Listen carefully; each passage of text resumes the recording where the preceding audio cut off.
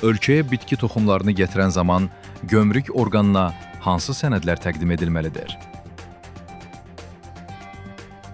Mövcud qanunvericiliyə əsasən bitki və bitkiçilik məhsulları gömrük ərazisinə ixal edildikdə Azərbaycan Respublikasının tərəfdar çıxdığı beynəlxalq müqavilələrlə müəyyən edilən ekvivalentlik prinsipinə uyğun olaraq ixracatçı ölkə tərəfindən əvvəlcədən verilən fitosanitar sertifikatı ixrac edildikdə isə fitosanitar sertifikat gömrük orqanlarına təqdim edilməlidir.